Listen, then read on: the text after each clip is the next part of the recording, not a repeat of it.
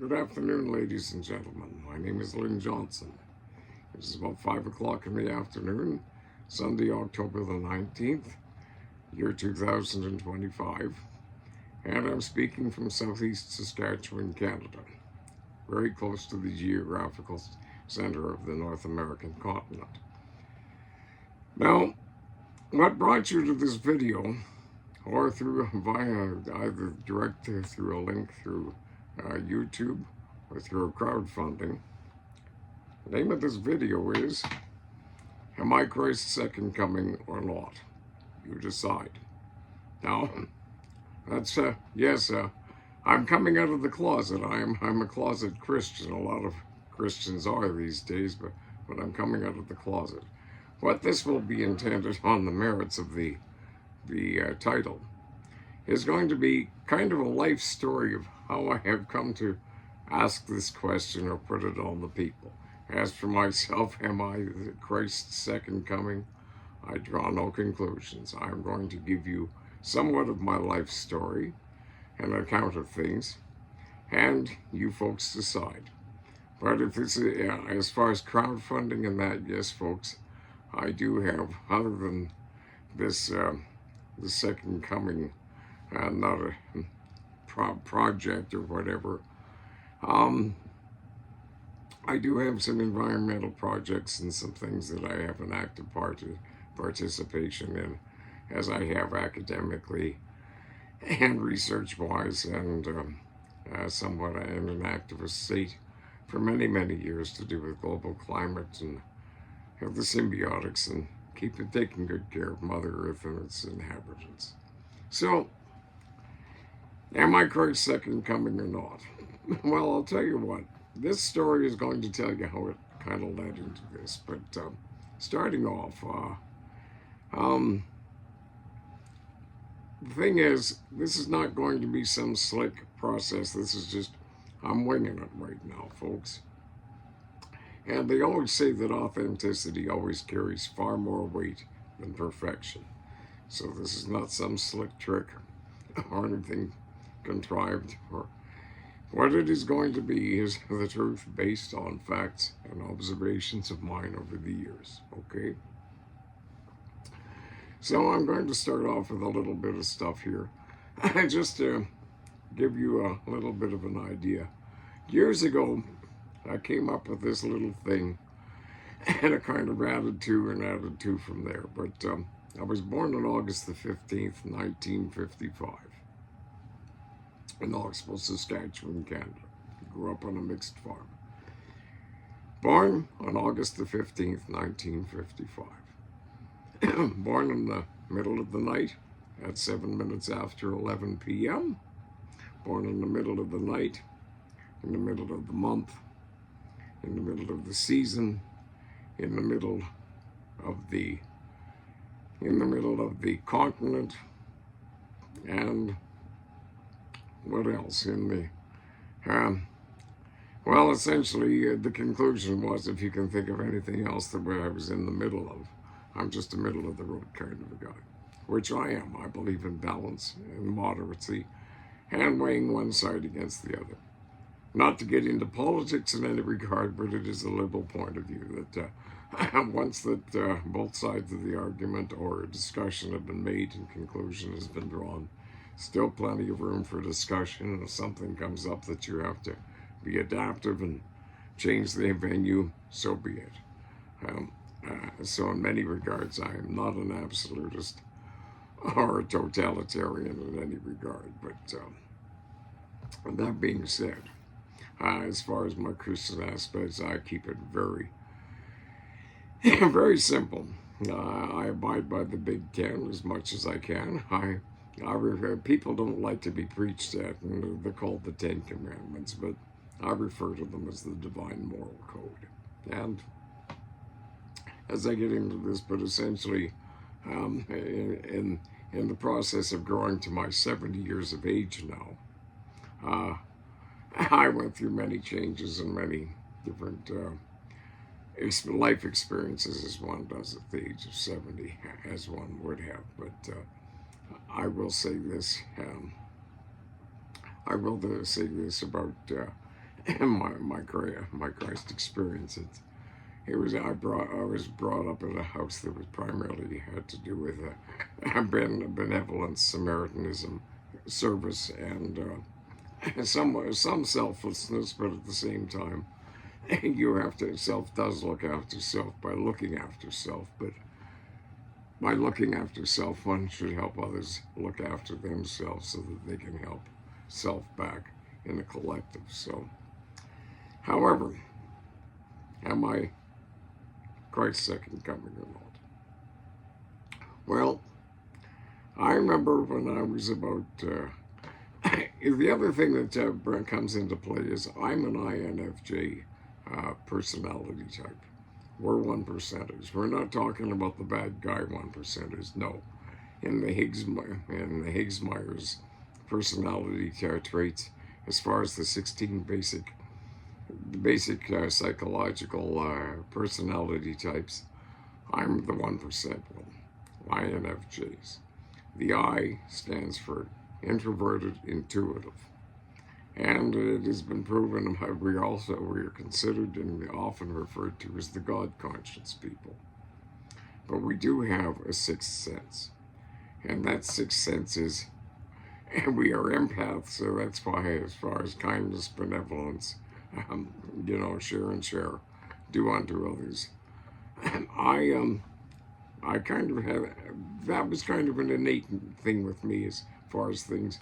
I have always appreciated when somebody extends kindness to me or favor or generosity, so that when I find somebody else in need of something, I tend to, they tend to basically get my favor as far as not an obligation, but just a natural tendency, because you see, INFJs are empaths because our sixth sense, we can literally feel another person's emotional anxiety or joy or pain or whatever in their head. It's not just a matter of it being referenced and getting feedback that, okay, this is what's happened to them. No. INFJs can literally feel that. As a result, that's why we are somewhat highly intuitive. We are introverted because if we get into a crowd or a big group, we tend to feel the pulse and the headspace, and too much interference, too much, and so, and an INFJ can take a read on a person, across a room, across a planet, across the universe, quantum physics and Higgs boson and all that, and super colliding experience and all these calculations are proving it. That, in fact, is a potential, scientific proven, has a capability. Just like intuition, telepathy, basically hearing other people's thoughts or other voices or whatever.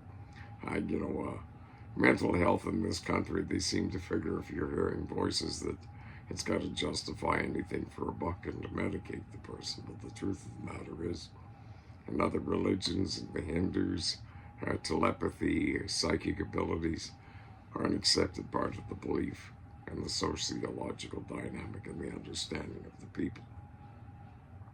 So, here's the thing. The CIA, the Gateway program that they have for training telepaths, for spying, for national security, police detectives, police departments, investigative services, insurance companies often will hire psychics. And invariably, they're INFJs that do this. Now, the thing about reading people's minds and that, you have to have some tact about it, because if you read a person's mind against their will or getting stuff out of them that you shouldn't have, it's just like thieving. It's bad karma. In terms of the laws of the universe, you will pay for it. So, hey, you don't do those things. But am I telepathic? Am I psychic? Am I intuitive? Can I read thoughts? Can I get the pulse of things? Yes, folks. Yes, I can.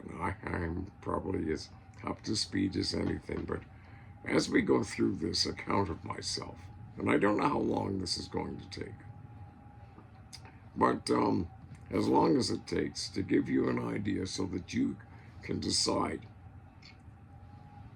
am I coming out of the closet, or what am I dealing with here? But essentially, when I was growing up, we went to church, and regular churchgoers until the tune in and turn on, and the liberalization of society in the mid and late 60s, and the hippies were on the march, and away we go. So, and I departed from basically attending church regularly, but at the same time, when I was graduating from high school, I was kind of committed to the possibility of becoming a minister. But the thing is, being an INFJ, introverted, not shy, essentially it was a case that I just couldn't stand the idea of standing and singing and talking in front of a congregation on a regular basis. In my high school and high school years, I was often chosen by the teachers to put on a speech or stand and supervise or run an auditorium as far as the speaker and that. And I was absolutely terrified, and I never got used to it. And I avoided those things, so as a result of that, apparently I was fairly good on the piano when I was, 6, 7, 8 and that. But again, the teachers and everybody would put me up and want me to play them, so I quit playing the piano. I do it for the enjoyment. The same thing as far as oil paintings and that. If you look around, there's some oil paintings. I won't show them to you, but I'm a very capable artist. Yes, as far as IQ testing, we'll get into that later soon, but I'm fairly clever. So, but it's just a matter of fact. In other ways, I'm as thick as a brick. But however, we're going to start off with a life story. And so, born in 1955, 7 minutes after 11 p.m., August the 15th. So, and the thing about it is, folks, the thing about it is, as far as numerology and that, as far as this king thing and all this stuff,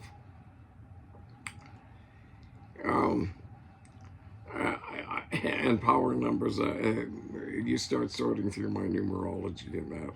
I didn't bother to get an expert or anybody, but just the approximates of what I learned briefly in that.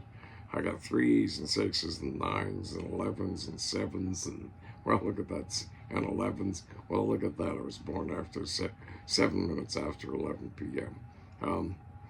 And power numbers that relate to stuff, and then as far as things, well, as far as the king thing, well, my birth sign is of a king. My first name, Lionel, is of a king. And as far as a lion -L, L is the all god or the all king in some beliefs. What is that, in Hindu or whatever? So Lion L. Lynn Johnson. So my first name is a king. My birth sign is of a king. I'm also the man who would be king of one of the local clans that settled in this area many years ago, the Morrison clan. Well, John Wayne's real name was Marion Morrison, Jimmy Morrison of the Doors, Van Morrison. At any rate, and stuff. So that all lends into it. But we'll get back to my youth. When I was in grade 1, I broke my leg at the end of grade 1. And I had my leg in a cast in the fall, and I wasn't ready to go back to school. And then when I got back, there was overly doting young teachers in grade 1 and 2 that kept dragging me home at dinner hour with my cast on so I wouldn't be hurt and that. And it caused a bit of a rift with the guys in the thing, because I did well in class and that, and as INFJs, and usually do, and we're polymaths. A polymath is somebody that has a broad, diverse interest in just about anything and everything. Yes, a generalist. So, at any rate, as it ended up that I kind of became the brunt of the occupation of the teacher's pet, and then one thing led to the other, and there was kind of a bully element that went on with me for most of the years of my life in school, where you just, as a little guy, you just kind of grinned and bore it, and that was it. And I put up with it, but I settled up on that in grade 12, but essentially I never had a trip to the principal's office for misbehavior in all the years that I was in school until grade 12. And, well, I may as well tell you about it now. We're on a roll. The principal of the Yellowstone High School, he was a disciplinary officer of the rank of colonel in the British Army in Singapore in the Second World War. His name was Ken Wood. Very commanding, mustache, ran a tight ship, but he ran a fair ship as far as the school. And he was British, of course. And he didn't put up any nonsense, but if you were a good student, if there was a fair misunderstanding, he was reasonable. If you were a badass, to put it any other way, well, then you got treated accordingly. Well, there was a guy, I'm 5'7", I was about 155, 160 pounds at the time, grade 12. There was a fellow that was about 6'1" and 220, 230. He was 2 years my junior, and he and my brother were best of buddies, but my brother was about 5'4" and 125 pounds, but they were riding in on the school bus one morning. I was riding. Essentially, my brother started teasing him. For some reason, it struck a nerve. And the guy hauled off and smashed him in the face. He says, "You keep that up, you're not going to look very pretty for the school pictures today." At that point, I stepped in and I started juicing the guy who got us to stay. And at any rate, about that time, he said he was going to meet me at noon hour and we were going to settle this. He didn't have to put up with that guff from anybody.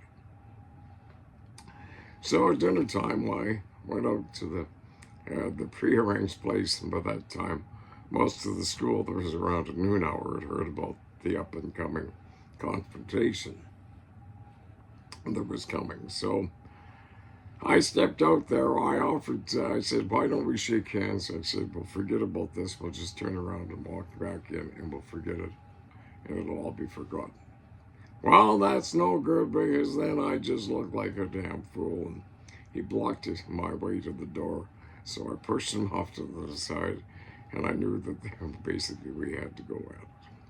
So I kept moving in high and fast and low, and softened up his ribs, and then he was breathing heavy in that. And then I gave him a couple of good swift kicks on the insides of the knees, and then he tried to kick me, and I flipped him over backwards, and he fell down, and he got up, and I kept working him over and hitting at him, and all of a sudden the big roundhouse came, and he caught me behind the left ear, and I figured, I'm going to have to finish this soon.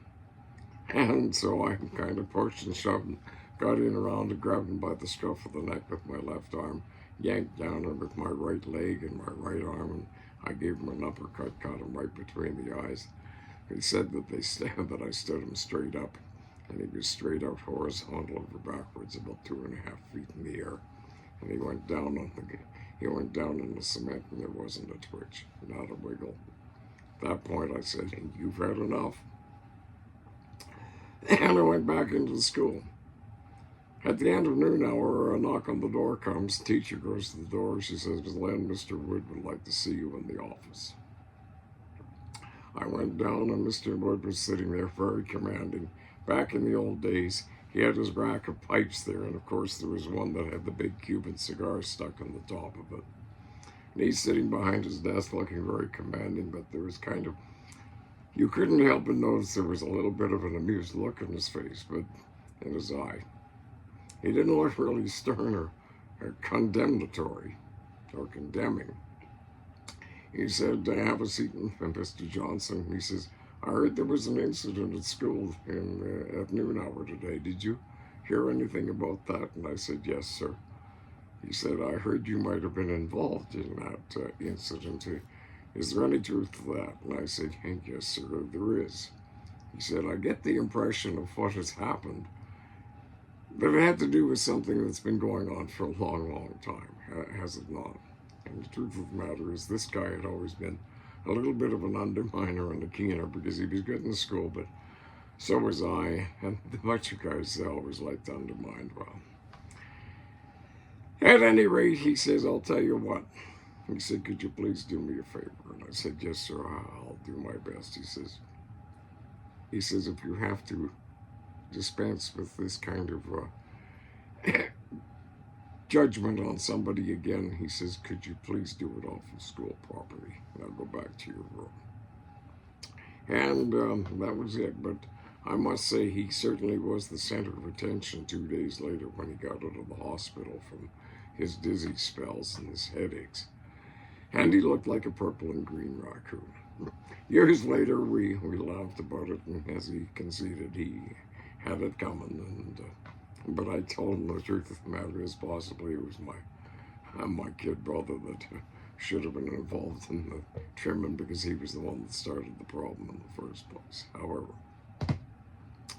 that was my history in school. But the thing was, all those guys that had always been rough and pushing me around in the hallway, that happened early in the fall. And it was rather nice for the rest of the year because I didn't get bothered like I had before I finally decided that something had to be done. But I never was a fighter. I mean, I played junior hockey, and except for some injuries and that, and being a little too small in stature really to play in the big leagues and stay in one piece for too long, I moved on to other things as far as my sports is concerned. As far as golf is concerned, I could hit professional yardage and occasionally put together a par round on occasion if I was really going at it. But the rest of the time, just enjoy the walk in the park and the fresh air. But let's get back to it, folks. As far as things, my birth sign is of a king, and I'm also the man who would be king of one of the clans of my area. Yes. So as far as this king thing, who knows?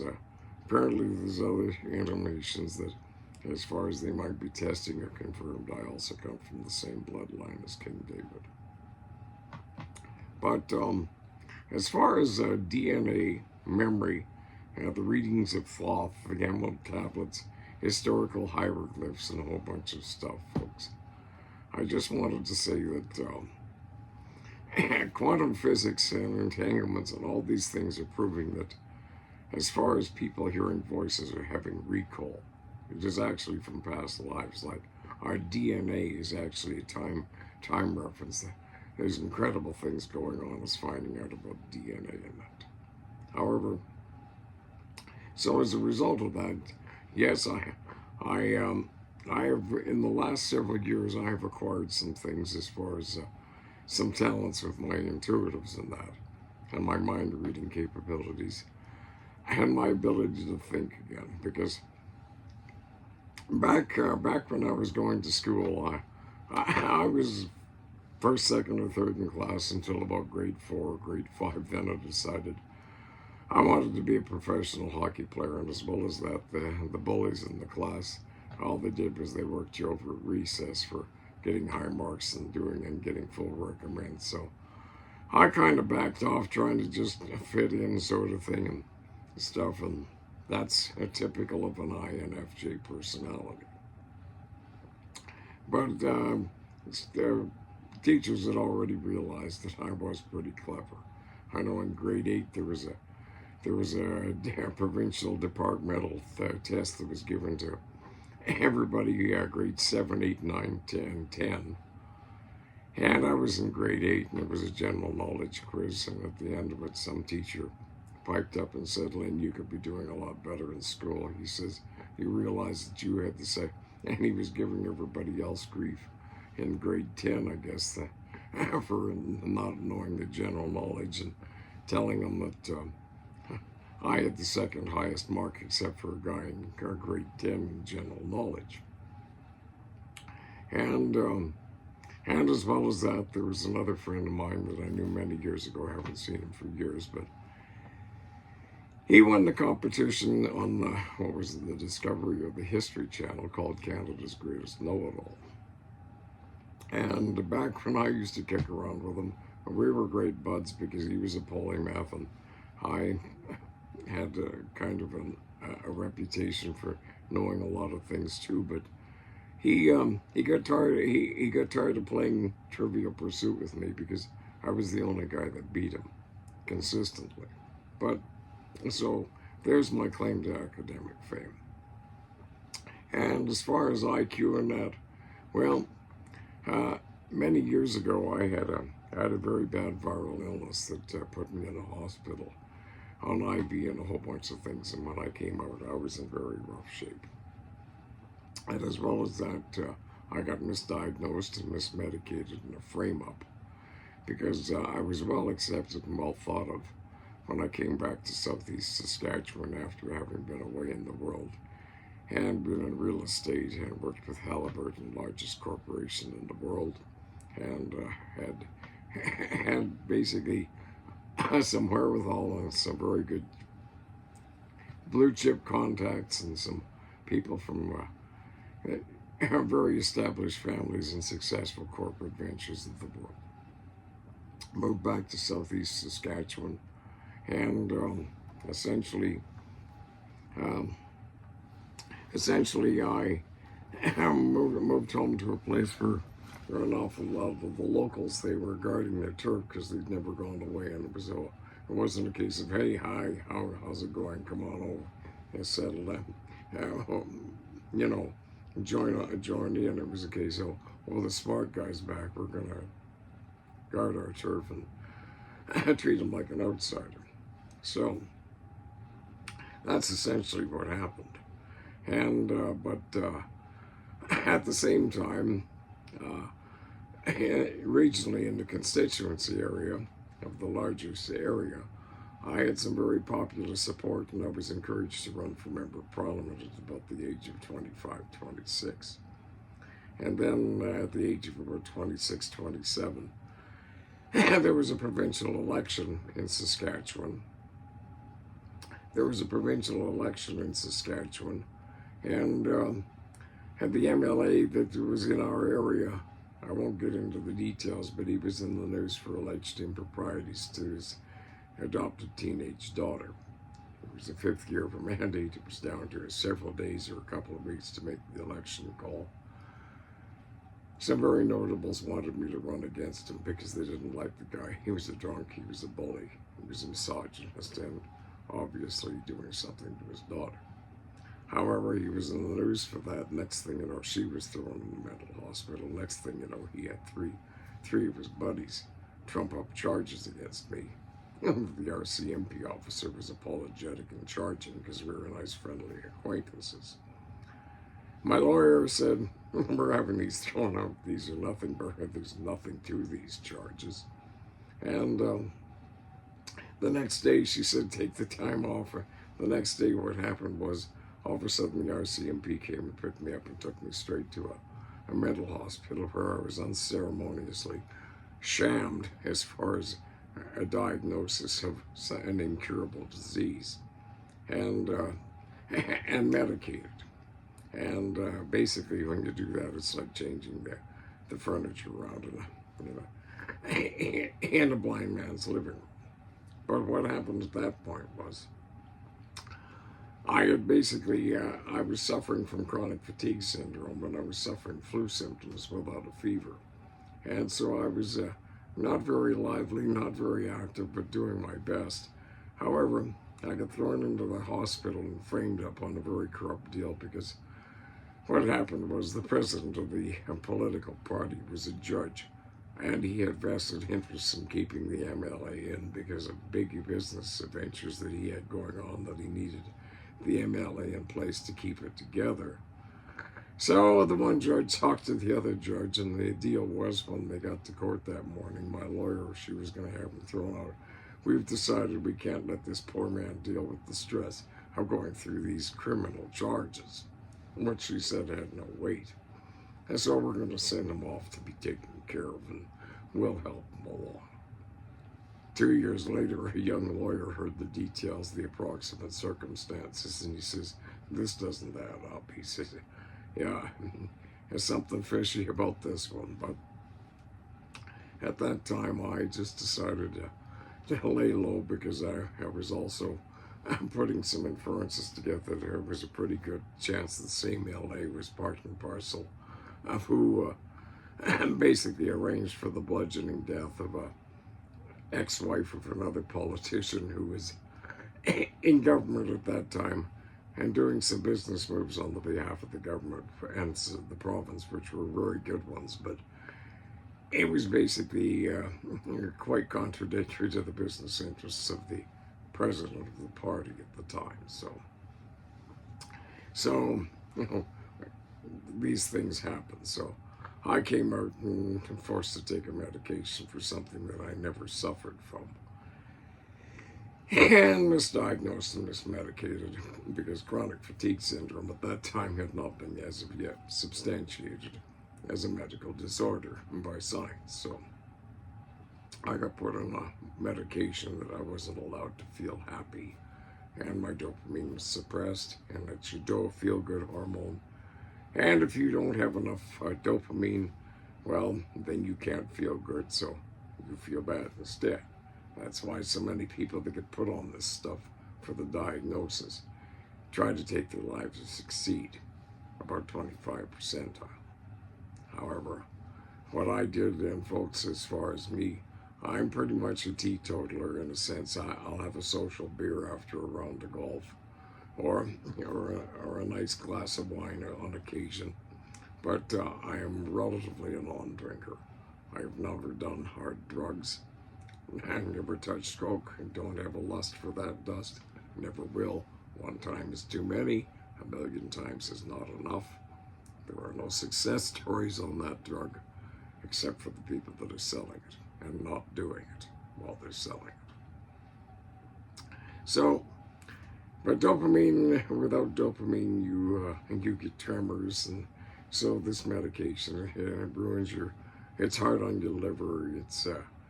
It's taxing. It has a toxic buildup in your body. It kind of ruins your metabolism. You have put on extraordinary weight gain and fluctuations. It's a horrible medication.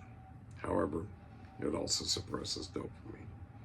So, after 2 or 3 years of being through this torture and suffering flu symptoms, being misdiagnosed on something that you can't feel good on, I found out that marijuana was the dopamine booster. So I started smoking marijuana.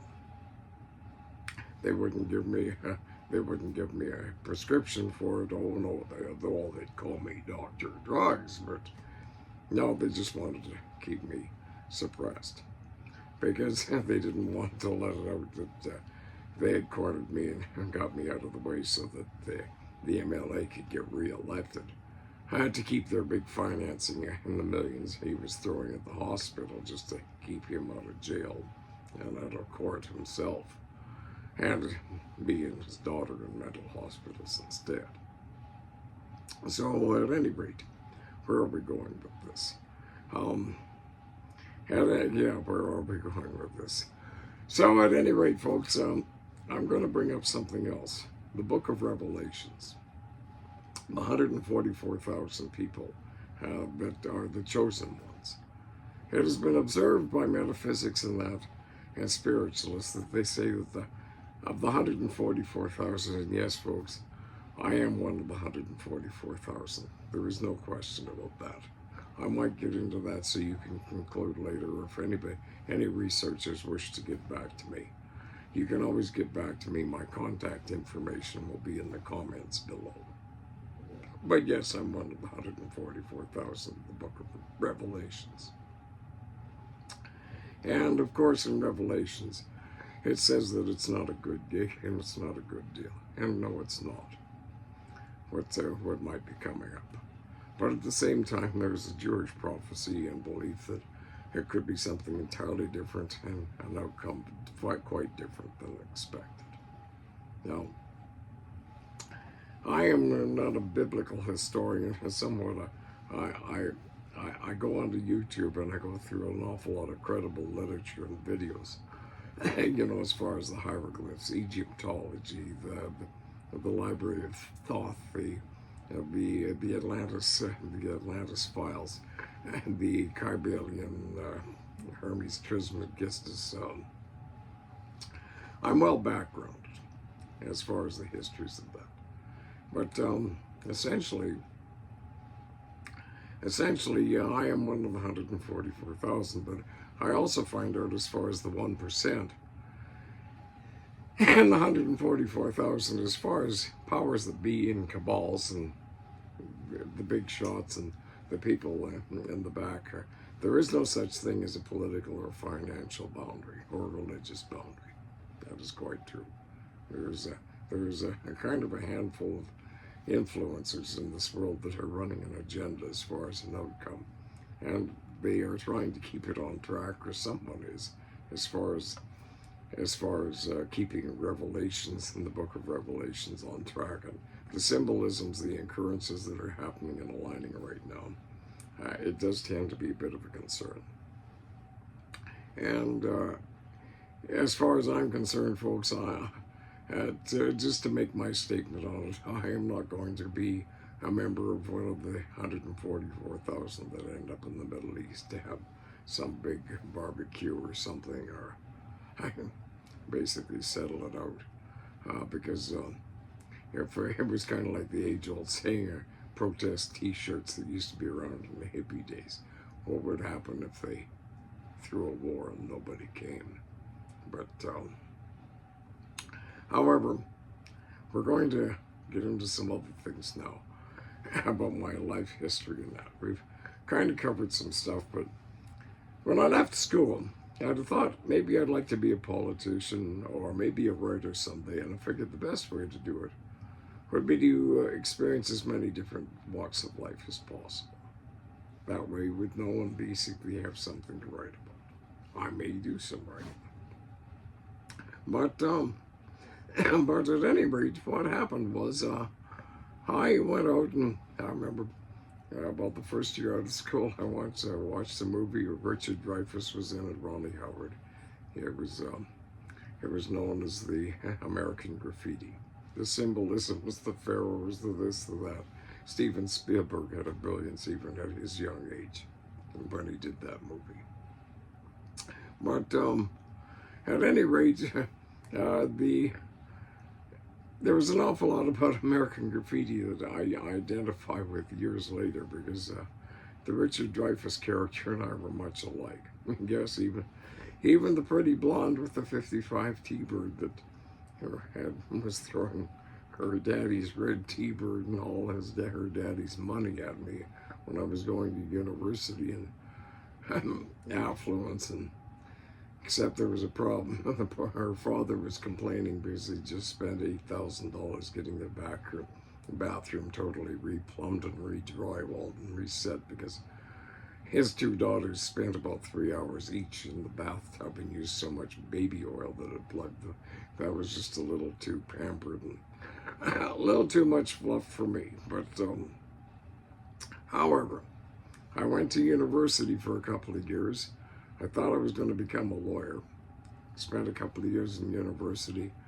And because it was a polymath, I kind of went and hung around and experimented with talking and spending a lot of time finding out the diversity of knowledges that were there. And at the end of 2 years, it really wasn't my bag. I didn't want to be a lawyer. So I went off and I became a real estate agent. And in Regina, and suit and tie and the whole thing.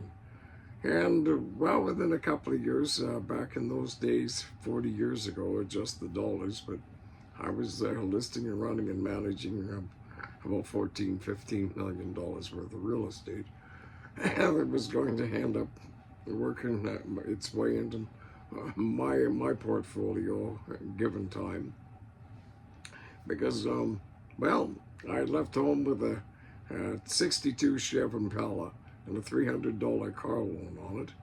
And several years later, I put myself through a couple of years of university, became a real estate agent, acquired some property, and then I was offered a very lucrative opportunity with Halliburton out of Alberta.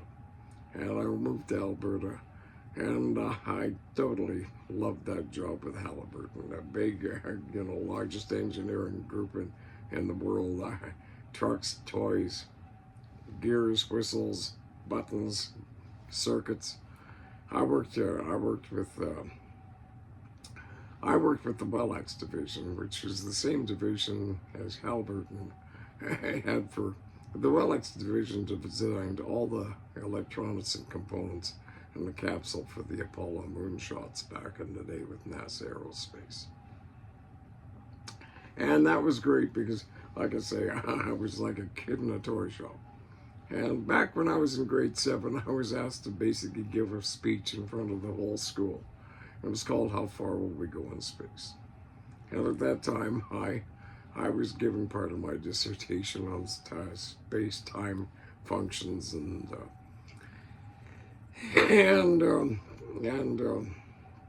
space-time functions and feasibilities of ion rockets and all this stuff.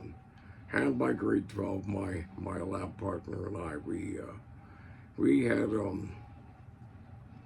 we had basically come up with enough of an understanding of Einstein's theory of relativity that many years later, after I had my career with Halliburton and moved on, after I became sick and ill and had to, I quit with them after I got out of the hospital. That when I had become sick with that illness that put me in there, it became, I had a virus and it became chronic, and a nutritional muscle tester years later found out that I'd had a chronic virus. He gave me natural immune builders, and within 5 or 6 weeks I had a remarkable return to health. However, the psychiatrist would frustrated any possibility of that ever being brought up because they couldn't be wrong. Because after all, they had to keep me suppressed on the behalf and best interests of Eric Bernson and Judge George Hill in the corner of the province that I live and grew up in. So, where are we at? I am having a total mind stall. But as I say, folks, I'm just putting this together. It's and these little bits and pieces that, well, let's get on to the 144,000 and that. Well, after I left Halliburton 2 or 3 years later, the big concern was how to stabilize and repair the ozone layer. Well, I started conceptualizing and knowing what I did, and essentially I came up with my former lab partner. I came up with the overall infrastructure and conceptuals of it. He did the calculations as far as atmospherics on an old Commodore 64 because he had been into weather and meteorology for years. He had Huntington's chorea, so he was already suffering some of the physical debilitations by the time he was getting out of high school. By the time he was 29 or 30, or no, I guess 38, 40, he was not in good shape. Mentally he was there, but he lived a very challenged life. But at any rate, we put this together, put the patent together. And at that time, George Bush and Dick Cheney became president and vice president of the United States. Dick Cheney, an old Halliburton hand, wrote him, received a nice letter back directing me to go to the Environmental Protection Agency with my patent pending, and that because they took a serious look at it. And all of a sudden we were moving ahead with the project with NASA Aerospace. I was speaking with the engineers there, and it was moving along, and then all of a sudden 9/11 happened, and it all got lost and forgotten about. But what I had done was I had figured out a way with with harmonic frequencies and jettisoning compounds and half reactions, a way to precipitate the volatile, the free radicals out of the ozone layer. So, and it was feasible, viable, feasible, and they knew it. But then they decided to just go on and do something else. However, so I missed out on that opportunity. But the other thing about it is I talk about reincarnations and memories and things. And folks, here's the other thing. I also knew a fellow who was the son of a couple of PhD engineers that worked for 20 years at Area 51. And the truth is, that's exactly where they were reverse engineering downed and crashed spaceships that had been found around. Reverse engineering, figuring out the technologies. And I did learn some things, but left me open-minded again to YouTube about the histories, the symbolical, the spiritual, the folklore, the stories that are available now with the access to information about the histories of human development, DNA, what can and can't happen, and why everybody on this earth has, in terms of quantum physics, been here many times before in a repeat cycle. And as well as that, some of us lived on other planets at one time and other solar systems and that. And there are many, many multiverses, and it goes on for a lot, several hundred trillion light years. And we're not even close to the edge of it. It goes on a long ways. But my planet of origin, apparently, as far as recall, and I will get into this later. Yeah, the movie Total Recall, Schwarzenegger.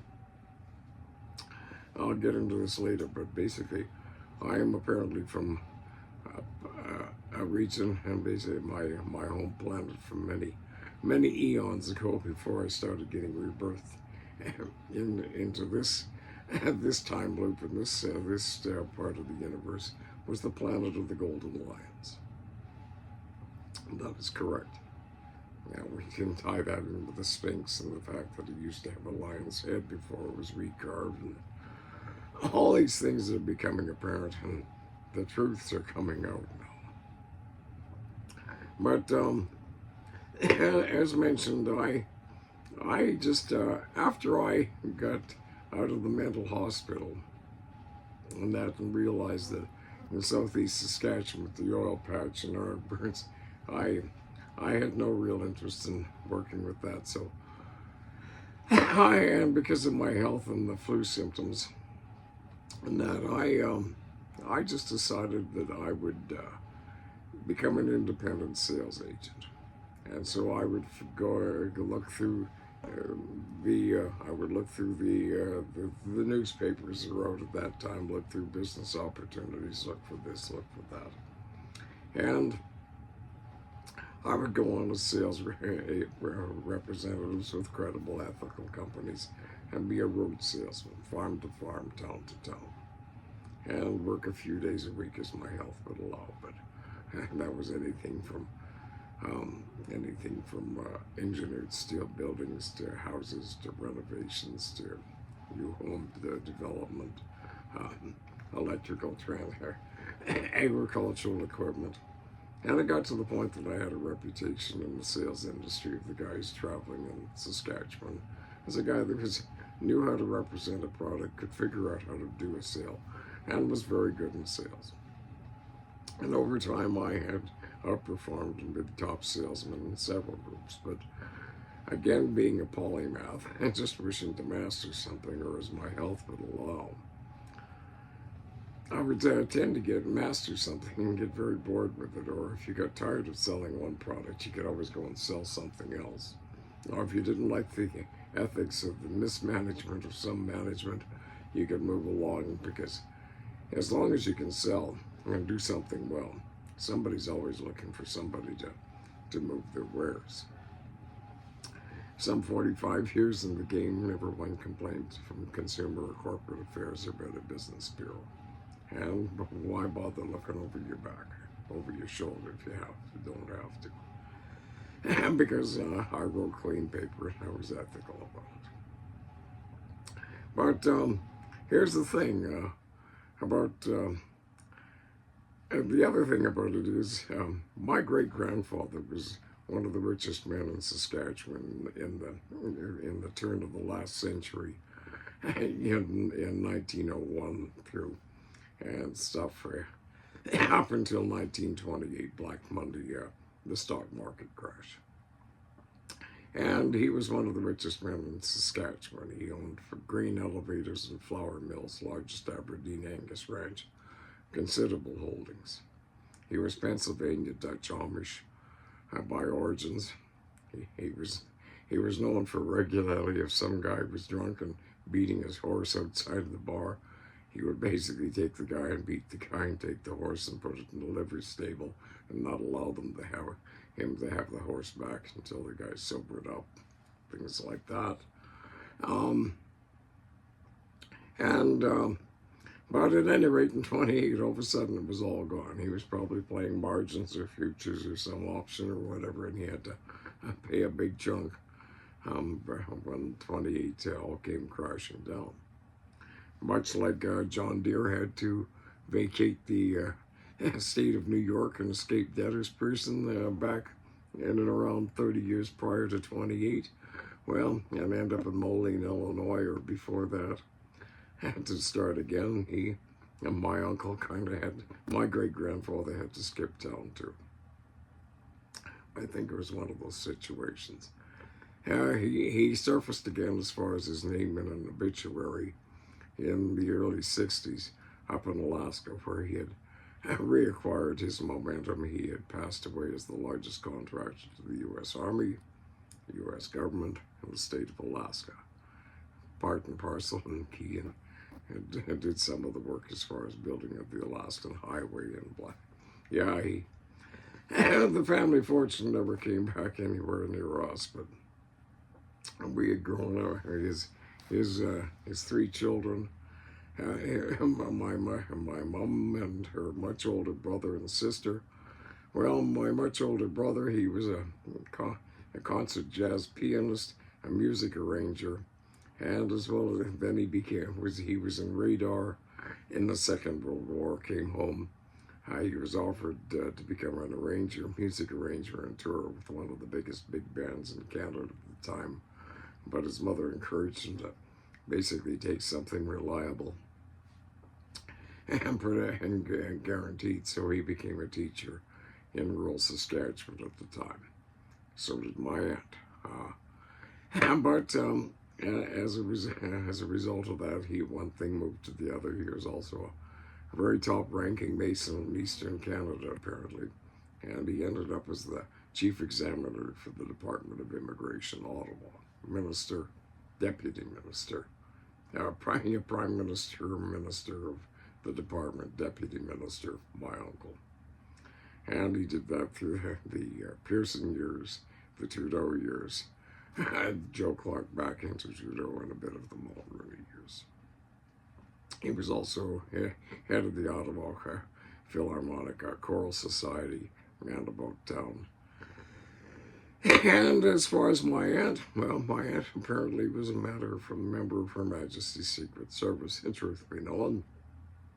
Stayed single all of her life, an extremely classy and sophisticated woman, and who sold an investment. She managed the Royal Fort Garry Country Club in Winnipeg in the late 50s and early 60s, when they served 600 plates at lunchtime. And that was her gig for several years until it closed down.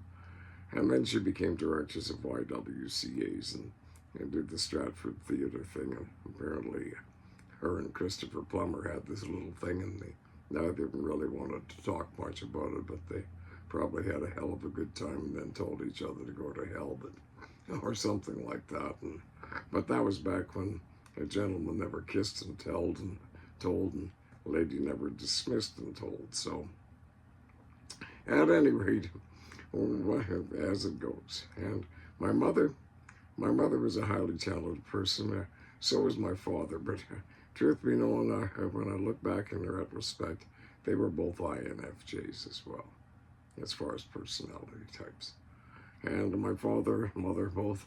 My father had many years of community service and coaching hockey and community service awards and church boards and 4-H. And my mother was into 4-H and ice shows and stuff like that. And, oh yes, I also took figure skating in order to help improve my hockey, and then all of a sudden they wanted me to do solos and that, and after 2 years of doing solos and that, this figure skating teacher quit, and I was so happy because I really didn't like being in front of a crowd.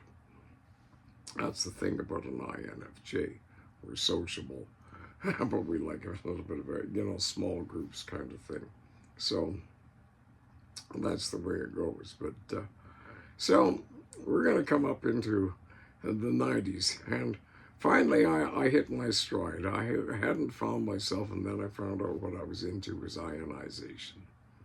Ionization. The ion is the smallest building block in the universe. It is the smallest building block in the universe, and that is basically what all things come from. And the truth of the origin of the universe is, every time it becomes a reality, the shape of it, when it's observed, it's a bubble, a perfect round. And heading in all directions, anywhere and everywhere, from the point of origin of energy, it has to be circular. So, that being the case, ionization, and the ion is a derivative of the Greek word eos, which means traveler.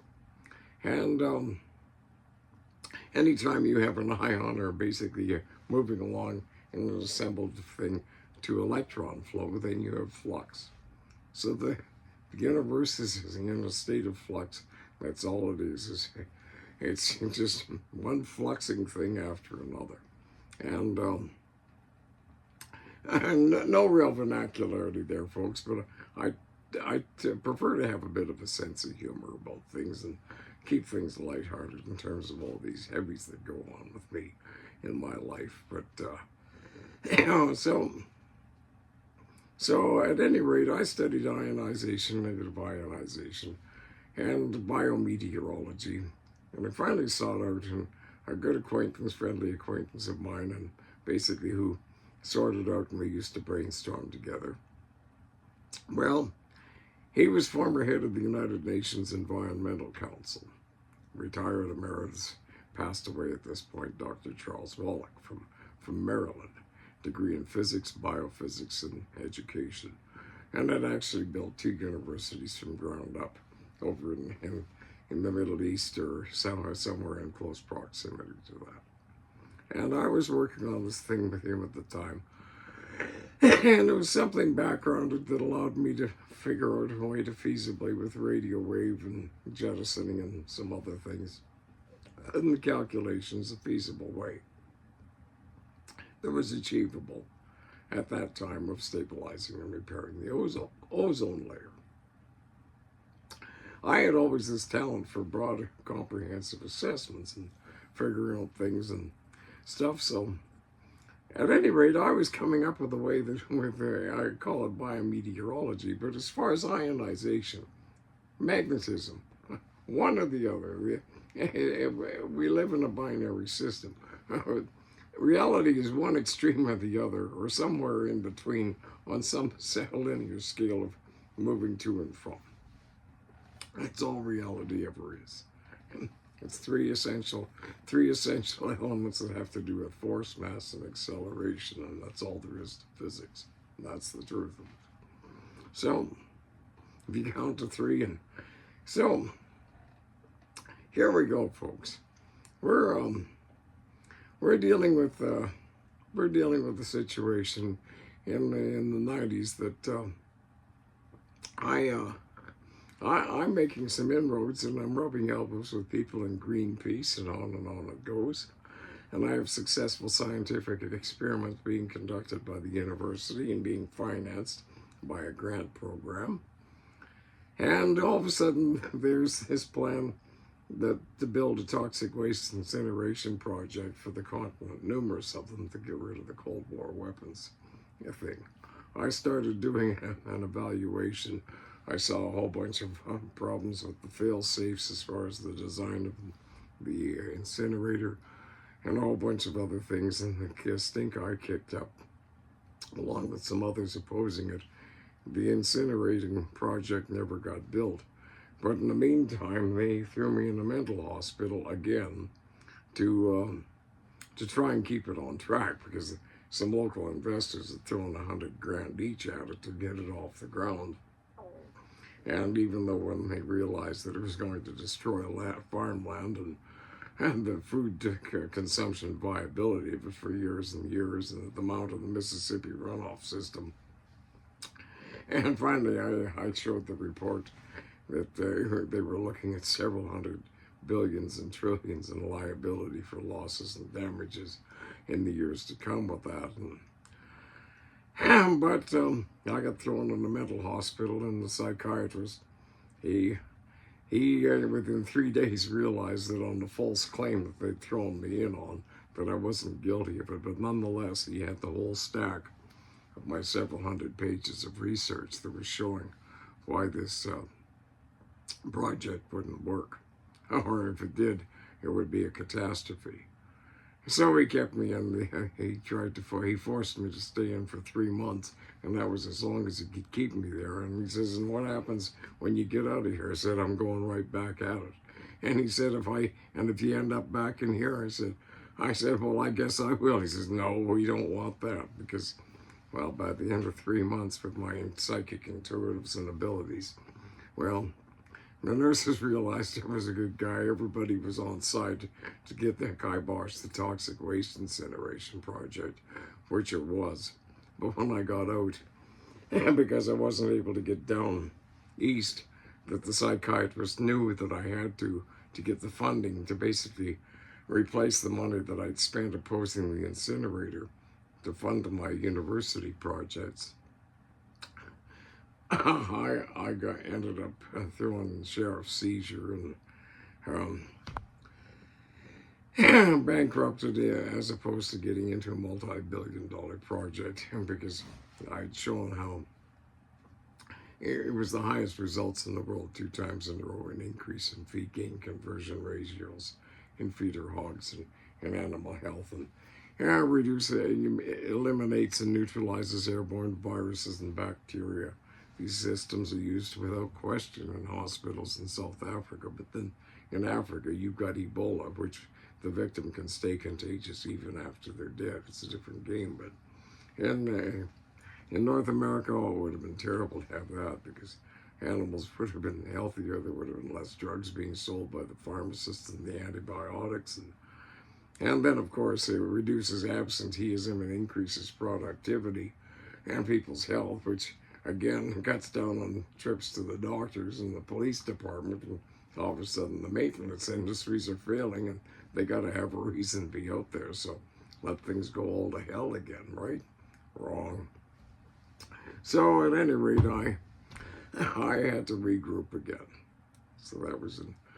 And about that time, I was feeling pretty out of sorts, because I had kind of lost my fairy tale a couple of times. And then, as far as fairy tales, folks, there was the situation with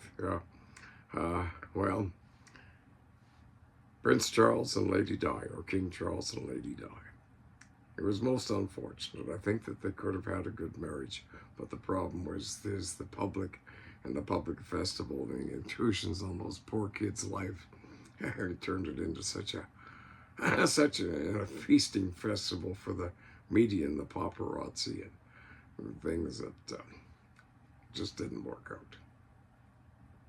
And as a result of that, Charles went off, and again, somewhat in defense of Charles, it was a case that Perhaps his mother should have stayed out of it in the first place, because his real soulmate was Camilla.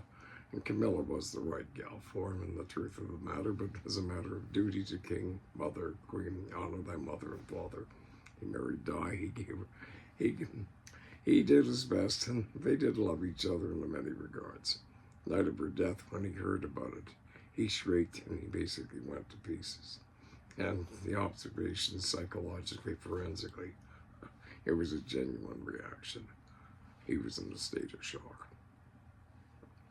But for a year prior to that, and even before Dodie got into it, I decided, well, Lady Di, because I read a fair bit and stayed up on the Royals because of my family and tra-la, and back growing up on the prairies, well, it was a mainly British European thing, and of course the talk was always about the royal family, and well, Prince Charles wouldn't do that, and the Queen this, and a state of order around the household, And it was kind of a British upbringing that I had in many regards. We still had tea at 4 o'clock in the afternoon on some farm days.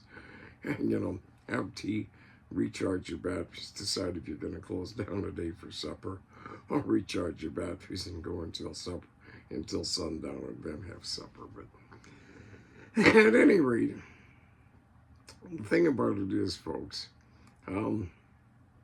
as far as my heritage, English, Irish, Scottish, and Dutch, and there's some questions as far as some French, and depending on the borderlines at one time or another, German, whatever, but primarily a Germanic heritage, however, I am proud to say that I have 3 native names that were gifted to me on different occasions. One by the son of a chief when I stepped in and intervened when a doctor was giving him a hard time in a hospital, and all the other people basically never supported him because he got what he deserved, because I explained to the immigrant doctor that kind of stuff is not tolerated in Canada, blah, blah, blah. Sorted the guy out for this gentle son of a chief that just was overwhelmed by the politics of the First Nation because of his father being chief and one thing and another. So after I did that, he with a cedar leaf ceremony and that, he gave me my first gifted native Indian name, which is Buffalo Chief. No, I'm Buffalo Hooves of Thunder in the High Clouds. And then another one given directly by spirit and voice and things, and known as Star Dancer. And then by another native, since passed away, a respected guy, former Navy SEAL, a Golden Eagle soaring. Speaking of Navy SEALs, my buddy from Area 51 that we used to do some brainstorming on ideas and inventions and hyperdrives and stellar drives and universal operating harmonics and that. His parents were the PhDs in engineering. Well, he had a master's in physics, and he was a sharp guy, but he was a tree hugger, and we were just good buddies, and we over the phone and that. Haven't spoke to him for years, but at any rate, I like brainstorming with those people. But I'm going to explain now. I think this is working in well, serendipity or go with the flow. But back in school, apparently they had some IQ tests. I mean, I was known to be pretty darn clever, and they also knew that. Well, as my high school principal, he called me aside one time and he says, "Lynn," he said, "I want to fill you in on something." He says, "As far as the attitude of some of those teachers towards you, it's not because you're not well behaved and you're not a good guy in that, but," he says, "it really gets to them when they hand back their examinations to you with the mark that they put on it, because," he says, "they know that you're grading them. They are not grading you. Why don't you just humor them and and deliberately do a little bit better on your exams?" So I kind of did, and I had enough to get into university after, and that was all that mattered. And so at university, I took English and economics and psychologies and business and contract law and things, and kind of dabbled. But I was a polymath. I could self-teach myself. But that was the beauty of university.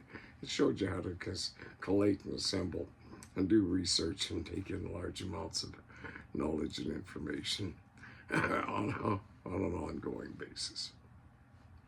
So, but at any rate, I must say that after I got out of the hospital, after I had that bad illness, and then the fiasco where I got sent to a mental hospital and then I couldn't feel well, I decided there was a little book that says Test Your IQ.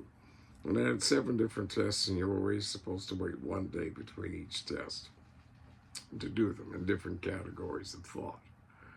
And I thought, well, okay. And essentially, I came out at 102, and I thought, this is not right, because I knew I was having difficulty. I thought, why is this? Some of the categories I did extremely well, some I didn't, but. The thing was, in 1997, or the year prior to 1997, a lady died, passed away. I thought, there's a lady dying, and she's a lonely gal. Like, I mean, it was a sad story. She lived in Kensington Palace. She didn't really have any friends. She didn't really go out much. Paul Burrell took care of her, and she just was feeling awkward because, let's face it was a rough situation. But it was 2 years after the divorce, an appropriate length of time, and so I wrote Lady Di. And the deal was, with honorable intentions, why don't I continue to write, and as long as I'm writing, you tell me not to, I'm not going to stop. And this is what I've got in mind. So I started writing and sharing this and my hopes and my dreams and this and that, and how I'd worked with Halliburton and how the opportunities that we could have together, and why don't you move to North America?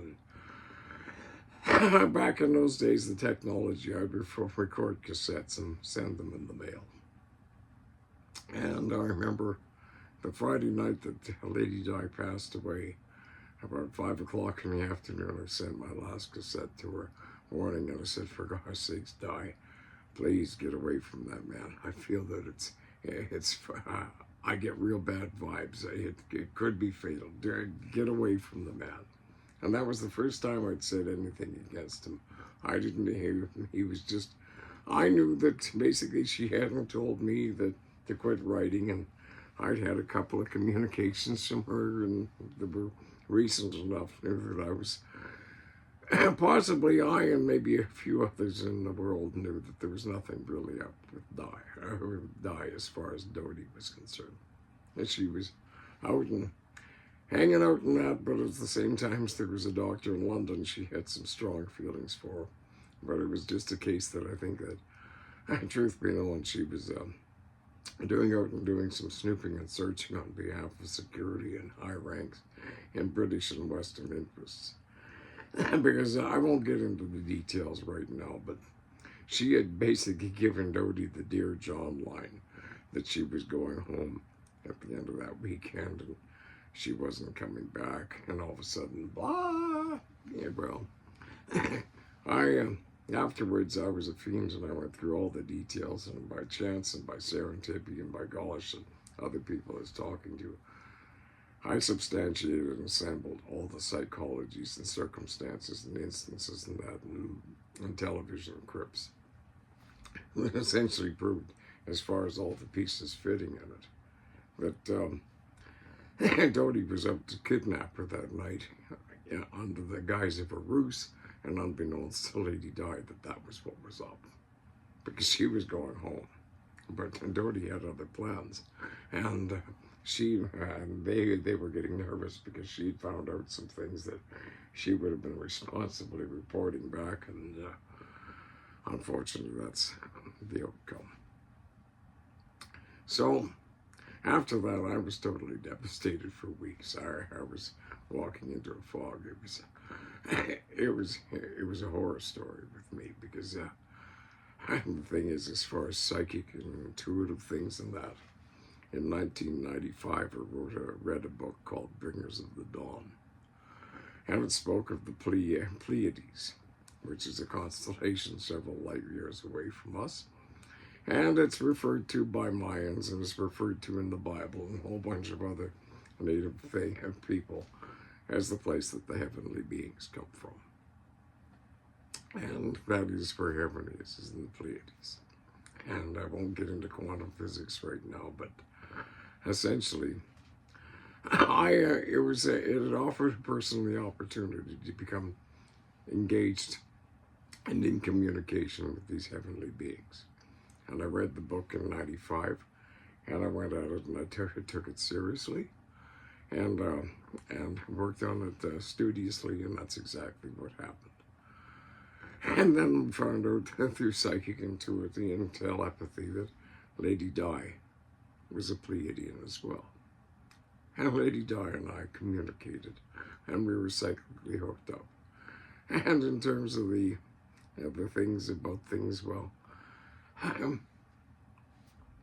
the reason I was devastated was when Lady Di had planned on being back from her little trip, and she was planning on coming to North America, and she was going to look me up. Not that it might have ever amounted to anything, but at the same time, I gave it my best shot. And the appreciation of the royal family and some others that I was in there running interference and trying to win the hand of the fair maiden as opposed to JUSTPHI, everybody was on my side in some regards. But as Jay Leno said when he heard that she was going being seen with JUSTPHI, he says, Lady Di, he's a multi-billionaire, he's fabulously rich, he's got all these things and that and stuff, and he said, that's just like Prince Charles. He says, don't make the same mistake twice. Yeah, well, Charles was a good guy, but it just wasn't meant to be, and his mom should have let him marry Camilla in the first place, but sad story. However, that's my opinion. But as I say, all the pieces fit. And now we'll get back to Saskatchewan and the Colin Thatcher thing and the MLA that framed me. Again, I had a scenario that put all the pieces together, and people on the know and on the inside. And when they heard my pieces on it, they said, geez, Lynn, in your scenario, all the pieces fit. You know, because that was a kangaroo court. It was a monkey trial as far as a monkey around trial as far as what they put the flimsy evidence and the conclusions that they put Colin Thatcher away on. But he wasn't responsible for it. However, I certainly could put together a plausible thing about who it was. But like I say, I got thrown in a mental hospital, and I've had these oppressions against me ever since, as far as when I get something going.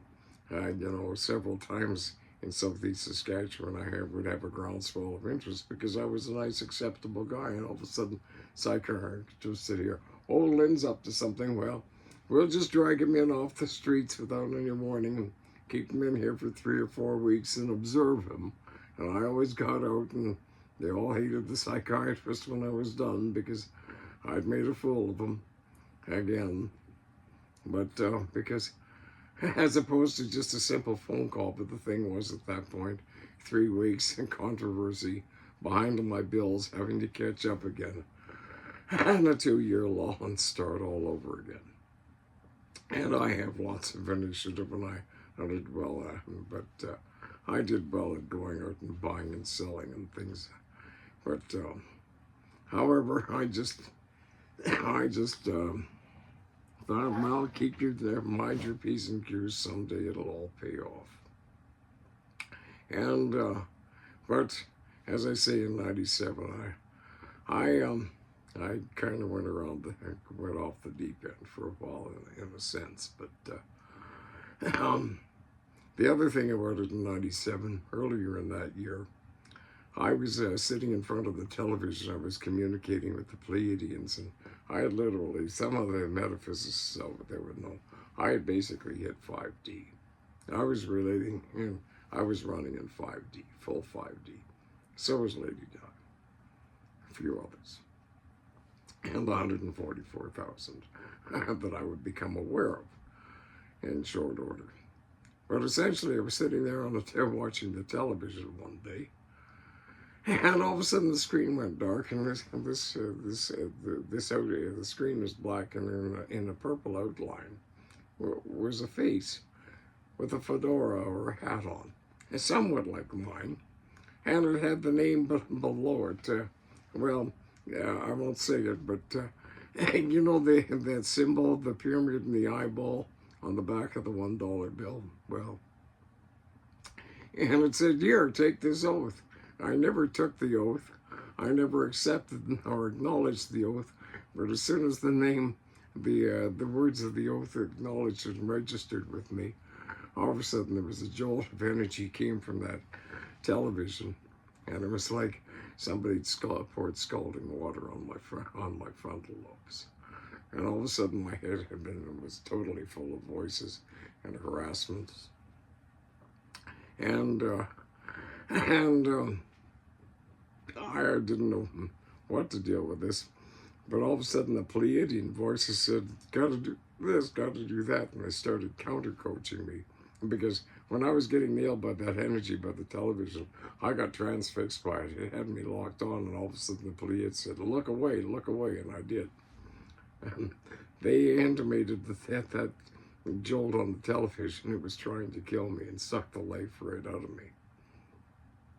But, and so I found out that those pyramid eyeball guys, as far as the old thing, what is it, not the behemoth, but whoever, the false guard that basically made claim back, and what was his name? But whatever, but not the real guard, but in the history's sketchy right now, but essentially that's who was helping that. But what happened was I fought them off. I figured out some things and some mathematical functions, and within about 7 or 8 weeks I had them totally blocked out of my head, totally gone, dealt with, and beat the crap out of them. Left them mathematically confused so they couldn't get back in. But the thing was, it has to do with sacred geometry and a whole bunch of other things. But the thing was, I acquired a whole bunch of psychic and intuitive abilities at that time, not devoid of the ability to have out-of-body experiences and psychic projections, and I projected myself all over the universe. And that's how I found out about the planet of the Golden Lions. And now I basically was able to come up and conceptualize an idea for a magnetic dynamo. all magnetic, and a ground and a loop boost so that it runs with torque and a whole bunch of variables in that, with no external power, just magnets. Because I saw one working on the planet of Pedia, where they built things with light, which is out in the part of the solar system of my planet of origin, 187 million light years away, called the planet of the Golden Lions. And so I know this is far-fetched, weird science, folks. That's why I say I'm coming out, because what the heck? Because I never bothered to tell this to psychiatrists, because all they do is use it as an excuse to pump drugs into you and say, oh my God, and this, that, and the next thing. But essentially, you know, we won't get into that right now. But so essentially, folks, as far as the 144,000, or they refer to us as the chosen, I was born in 55. The indigo children, the rainbow people and that came in the mid-60s and on, as far as birth things, I was one of the origins. You know, as far as the symbolisms and the things that you see from Star Wars and the lizards, my buddy from Area 51 just hated lizards, aliens and stuff. And as far as Jabba the Hutt, well, from psychic warfare and color fighting and that, what happened was after they had nailed me with those energies, those dark energies from the dark side. Yes, Darth Vader and the whole bunch.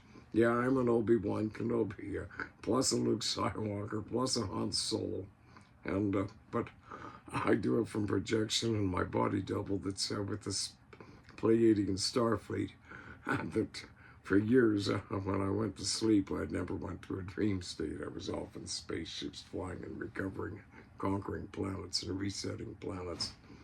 I'm getting dark energy out.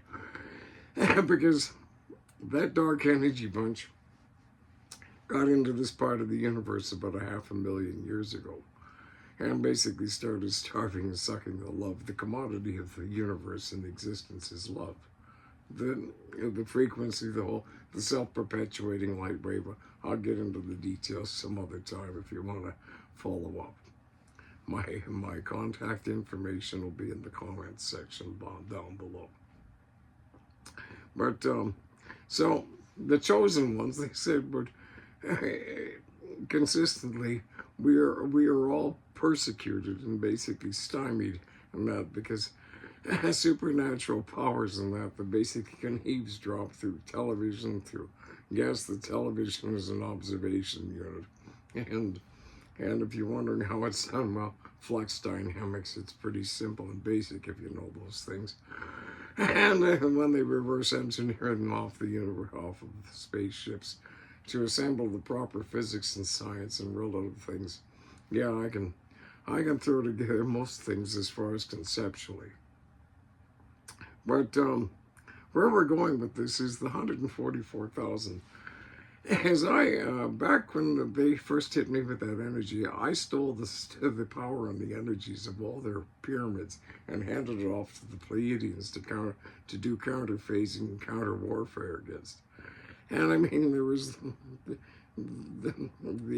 the sapphire pyramids, the diamond pyramids, the golden pyramids, the dark pyramids, the phantom pyramids, the commerce pyramids, you name it, I cleaned up on them all. And then over the line, about 4 years ago, the tide had turned, and basically the power had come back in the hands.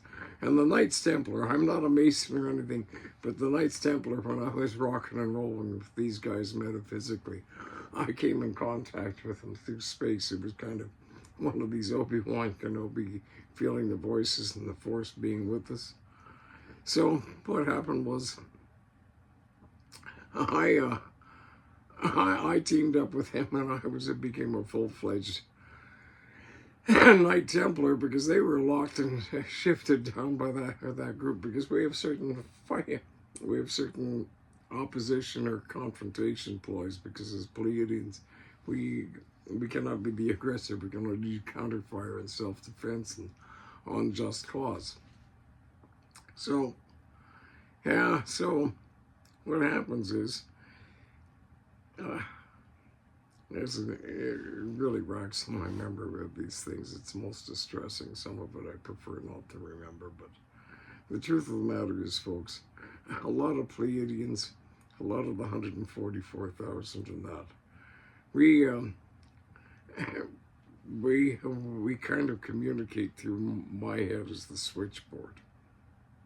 Because the Pleiadians, when these guys do these attacks, and occasionally if you're around me, if you hear a clicking or a snapping noise, everybody figures it's maybe my neck or I need a chiropractic adjustment.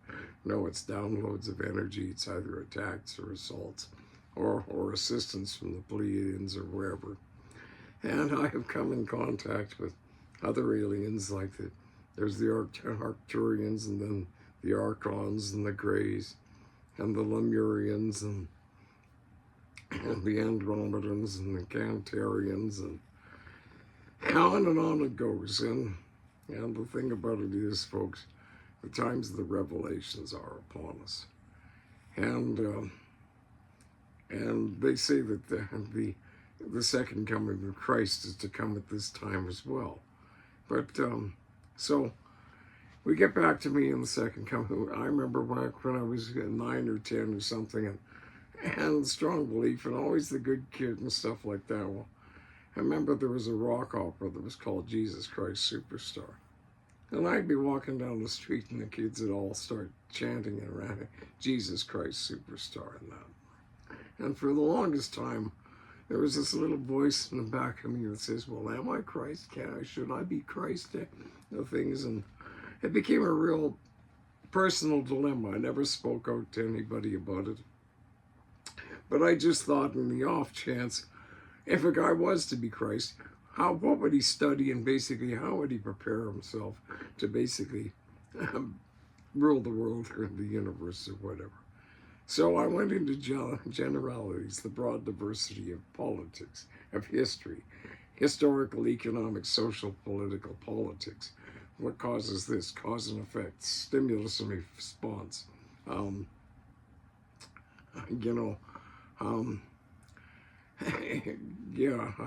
Act and react. And so I got into all the things, spiritual geometries and a bunch of stuff. But at any rate, folks, we're going to go back to the amazing thing about it, but I can show and give you some insights in, folks. Becoming telepathic, opening up your mind to greater levels of thought, and teaching yourself and disciplining yourself, no matter who, to basically do a recovery, whether it's with solfeggio frequencies or Tibetan bowls or you name it.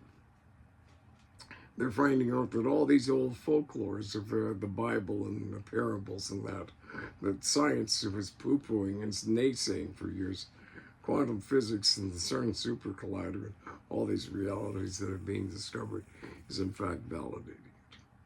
So, but I and 144,000, we're trying to change this and recommunicate my head as a switchboard. Because the pyramid eyeball guys, they were basically the behemoth, the false guard part is the head of a lion and the body of a snake sort of thing, and fiery red eyes. Well, excuse me, but as far as him, and as far as Horus, and as far as Isis, and as far as Ra and the golden being that were all to basically be dealt with and wiped out and that, well, we got him. And Jabba the Hutt, yes, got him. Open sights, 400 trillion light years, bang, done. No more Jabba the Hutt. And the spill on down. And and so, like I say, it's somewhat bewildering and overwhelming because these things all happen so fast to me. And the laws of the universe is a person gets to know what they need to know at the time they need to know it in order to carry on. Everybody does what everybody does in order to survive and preferably to thrive. Now, there's things like the Matrix and the tie-downs and that, truths. I walked free of the Matrix, folks. And as far as the thing about where my IQ is rummaging around 100, 102, well, once I got into some things in about 95 with the Pleiadians and that, when I was feeling, because the thing about it happened was when I was flatlined as a result of those drugs that they had me on where I couldn't feel, my head was neutral, like an antenna. Neutral by medication, not by balance and feeling good and peace of mind. But the thing was, I started having an affinity for hanging around people that had good energy, and I acquired my talents back. So yes, I could feel a person's head or whatever, or do the equivalent of any guy from the Gateway. And as far as what's on Vladimir Putin's mind or anybody else's mind, I occasionally get tuned in and get updated, but and Trump, well, we'll just stay out of that. No comment at this time. But the thing about it is, I found out that as far as the combinations of a couple of things, like if a person doesn't have peace of mind, it's a simple trick and a technique. Take some deep breaths, relax, and in an all-accepting manner of things, just say, combine the two thoughts of love and beauty. And it wouldn't be Wouldn't you just love to have some beautiful thing happen, like peace of mind? I mean, in that sense, just totally accepting, and when it comes and floods in on you, don't become aggressive towards it and trying to force yourself, because at that point, that's aggression. It's got to be passive and accepting. And if you practice on that, well, all of a sudden you can have peace of mind through the worst things. And I worked on that like a fiend until I live in a state of balance and peace of mind, even if the stresses are coming, like I say, being under attack by spiritual battery acid at times, and yes, and dealing with raiding fleets of spaceships from the Darth Vader factions, which had tractor beams and levitation equipment, and we're coming in and raiding planets for humans, for food and for slavery. Yeah. And planet Earth was on the list back numerous years ago when we blew space fleets into soot. Yes, that's right. Physics says it's possible. We were doing it in a different way. And as far as the what was it? I believe 8 planets. It all happened so fast, within half a minute of it. But we located the center of that dark energy fleet, wherever they were out in the shifted universe that they were in the shadows. We blew up the key 8 planets of where that civilization was coming from and feeding all over the universe to exploit planets. And that's what its plan was for this planet, was to atomatize it and to basically get rid of most of the population and just use it as a mining resource place to excavate and take care of trace minerals and gold and excavate and take it elsewhere. If they need gold, well, I got a way you can make gold out of thin air, sort of, with the electroplating and a few other light frequencies and variations. But I saw it being done back, but apparently about 12,000 years ago, we had some highly developed civilizations. The excavations, the ruins show that, but I was a wizard back then, and there are such things as wizards. And as far as wizards and reincarnations, I have 147 wives that are living on this planet in real time right now that God filled me in on that. I hope they're not after alimony. That was done trying to be funny about it. But essentially but the other thing about it is I was also a combination of a couple of people. I was Merlin and I was King Arthur. Yes, I was King Arthur. My Lady Guinevere is back. She will remain nameless for the time being, but she's a very nice girl. But I kind of got misled too. But however, folklore said that King Arthur would come back and reincarnate to save the kingdom.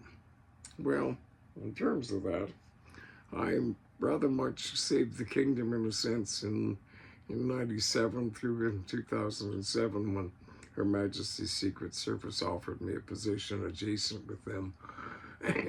And thank you for my service to clearing the name of the royal family circumstantially, evidentially, that they had nothing to do with what had the unfortunate things that happened on the night of August 31st, 1997. But at that time, I was just a little overwhelmed because I also got told in 2007 by Her Majesty's Secret Service agent that came out during the close-up of the 10-year official investigation to get some statements and qualify some things with me. She asked me what I was up to, and I said, thought I might go to the Mediterranean. I know a gal that classically trained ballerina, speaks 5 languages. Her father's the dean of a military university out in a republic out in the east end of the Mediterranean.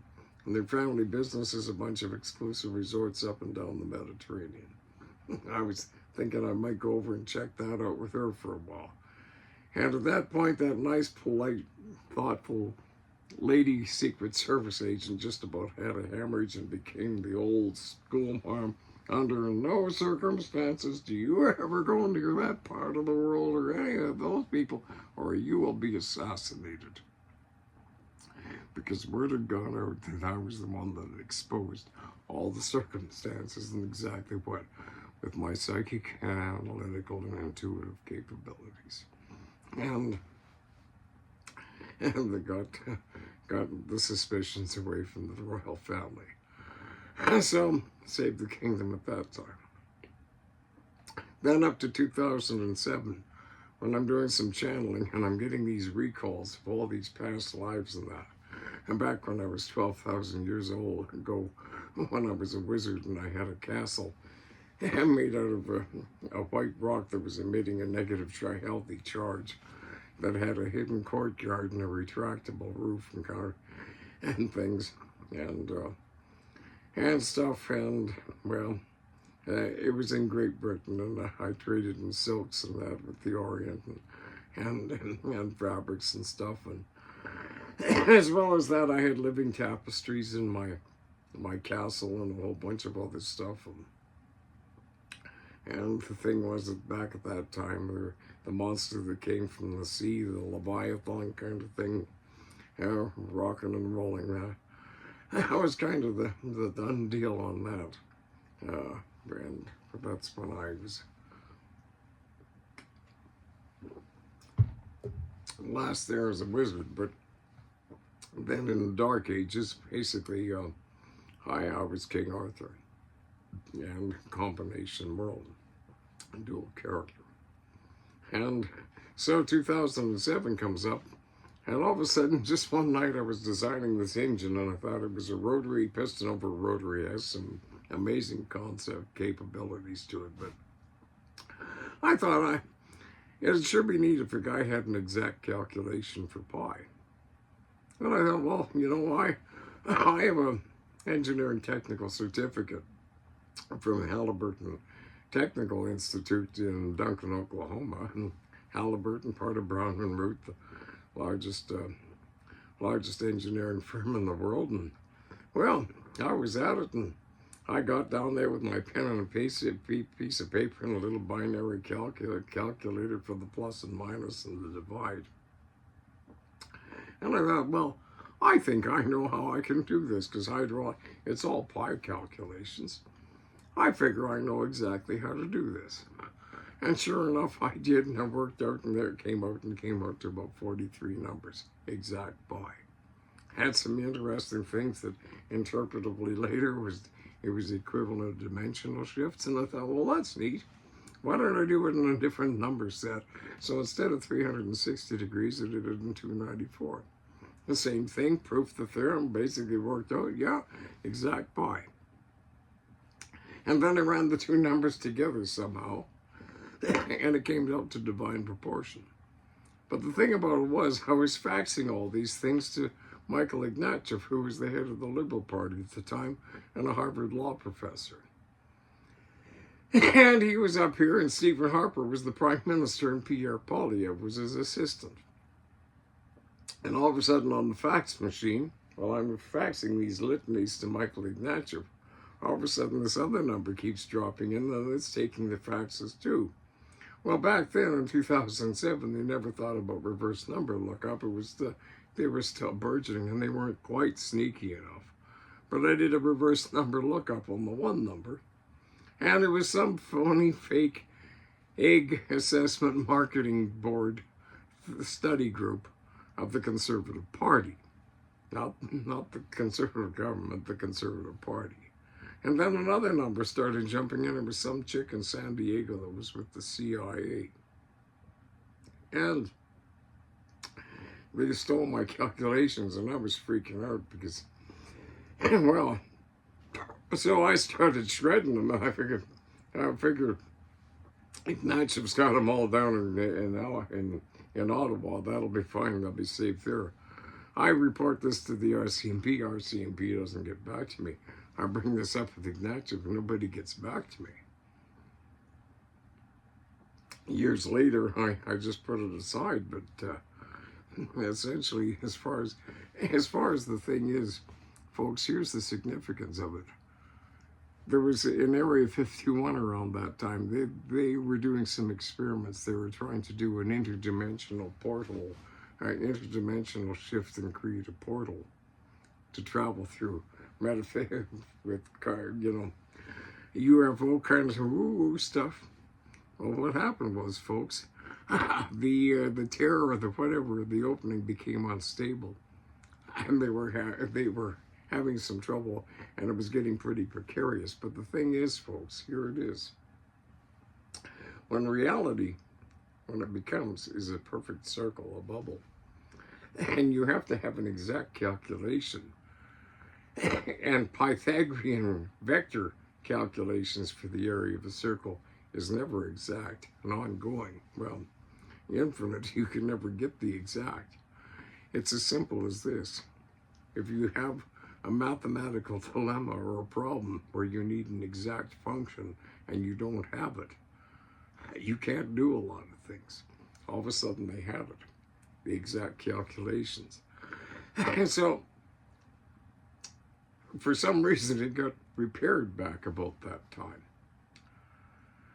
And had it not, the instability quantum physicists basically proved that it would have turned this area of the universe into a black hole if it would have been destabilized much more. The other thing is the Montauk timeline experiment. Where was that done? In Maryland or New Jersey? Which was it?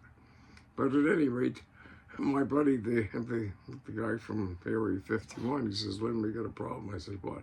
He says, "That Montauk," he says, "think about it." He says, "When we think through that energy, it would have created drag against the time function. We would have fell out of sync with the time functions of the rest of the universe." He says, "The universe can collapse in on itself. It's not." So I and the Knight Templar and the 144,000 and Pleiadians download and excavate the insights. We reset the time function of the universe so it's not going to collapse. Because you see, dark energy, they want to destroy reality because they feed off of the love function when it's in fear and anxiety and stress, like I say. So the love function, love is the commodity of the universe. That's what we live on, the life force, the eternities. And this is all mumbo jumbo perhaps, but basically, folks, the thing about it is, when I taught my mind, as far as reality is one extreme or the other, you basically set yourself in a state of peace and a state of balance, start moving forward and upward, and think spiritually higher, think in terms of benevolence, kindness, and the Big Ten, and right, wrong, do, don't, this, that, happy, sad, common sense, some logistics in that, and finally a Christ-based origin. And the more I got into that, the more certain I became and the more balanced I became. And all of a sudden my IQ started taking off again because I sorted and built my head like a computer based too, but basically with an infinite binary function in the aspect of the three. Plus the 144 blocks of integrity and 144 again, I know. And plus those calculations that I ran for exact pi and those different functions, it ran through several number base sets to get there, and as well as it's working on a base 36, or divide by 3 down to base 12. But the thing about it is, folks, I saw so many things since, and I realized that Ignatieff and Harper and Pauly have, wherever they stole those things. Well, AI, well, with an exact calculation, time-space functions can be done. Calculations at CERN Super Collider, they're getting further, as well as that supercomputers, their mathematical calculation functions are shortened up to exacts now, which means AI and computers are running faster and cooler and more feasible as a result of it. And it opened up millions and billions and trillions of dollars of new industry and opportunity out there in the world. And now synthetic reality. And folks, that was my copyright. It was stolen from me. As well as that, there's a thing out there called the Transact debit card, which was stolen electronically out of my transference. because it's an exact as far as copyright infringements that was done on that. But when you have algorithms and spyware, the truth of the matter is, folks, there are people out there in powers that be that they can get into anybody's phone, anybody's computer, anybody's email at will. And the truth of the matter is, if you only knew how frail and wide open and fragile and naked to the world that a computer system is, if you really want to know the insight, well, you can walk through just about any sophisticated encryption in an instant. And that's the truth of the matter. But I can get into, now are we talking conspiracies? Yes, folks, we're talking conspiracies. And the thing is, they say, well, there's no such thing as a conspiracy. The conspiracy of denying a conspiracy is the conspiracy. As well as that, people conspire all the time. And politicians are always planning in back rooms. And the thing is, the world operates in polls and wondering what the next guy's thinking. The whole world operates in the basic state of caution or preoccupation, or some psychiatrists make a buck and profit for big pharma by calling it paranoia. But that's the suspicion that people are plotting against you. When it's objectively happening, like it did when I was thrown in the mental hospital back then, when the doctor within 2 minutes says, you're paranoid schizophrenic. I said, excuse me, paranoia is the suspicion people are throwing, conspiring against you. I said, in light of those trumped up charges, the fact that I got dragged in here when excuse me, that's being objective. Oh, no, you're paranoid schizophrenic, and besides, I'm getting millions of dollars for my hospital if I get you in here. And we'll be really objective. We'll dope you in 3 days, and then we'll say we are observing to see what you're like after you're already doped, so there's no way you can tell. I just say, psychiatry and giving a guy the railroad, it's a bunch of smoke on mirrors and self-serving illusionists. So, Mental Health Act, it's fine for people that do have a problem, but at the same time, it's really good for those influential businessmen that want to keep projects and basically rub elbows and are basically part of the cash flow and the economic stability of the judges in the area. So, yes, it's corrupt. Connect the dots. But then, I'm psychic, I'm intuitive, and when something's going on, I figure it out and call them on it. So, but this is the thing, folks. Am I the second coming of Christ? Well, who knows? But all I ever claimed is I do not confirm or deny, basically. But the thing is, Matthew 24 says, no one shall know of his time of coming. No one. And not God, not the man himself, no one. So, no one.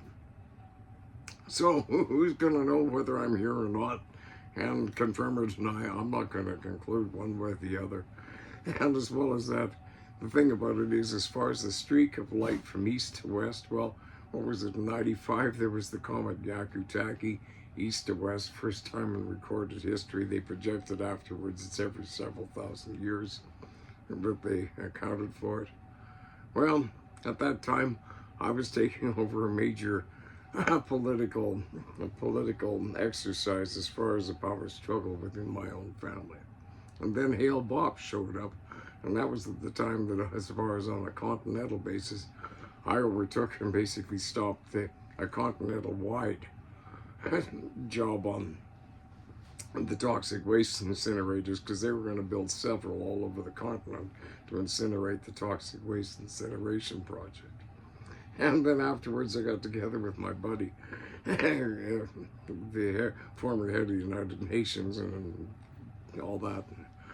We came up with a way of activating ozone in high density and basically neutralizing and basically taking it to nothing on site, as opposed to hauling it by rail to someplace else in order to have it disposed of and risk that. It had less cost and things, and randomly cost a whole bunch of industrials a whole bunch of money, because they weren't going to get the stink up and basically destroy the ecosystems and the food production viability of the majority of the agricultural farmlands of the Midwest and the Mississippi runoff system, which, by the way, is drank 6 times and utilized by mankind as far as the flow volume of the water, 6 times over from top to bottom. And that one toxic waste incinerator project was going to be located right at the dryland mount of the Mississippi runoff system. So, when I got thrown in the mental hospital, well, there was a gal that was going out to, was given a day pass, and I gave her a few bucks and said, here, give me 3 scribblers. And she got 3 scribblers, and then I found an old cassette player, and I found some recorded cassettes, and I erased them, and I recorded over them, and I sent out 2 packages, and I got her to sneak them out and put them in the mail.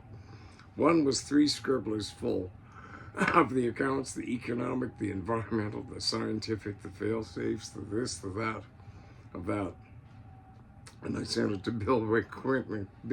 I just basically sent it to the highest ranking officer in the Pentagon. Yes, the commander-in-chief.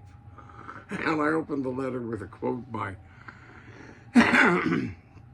Mr. Spencer. William Spencer? Or he came up with synthetic reality. He was an 18th century scientist and philosopher out of Britain.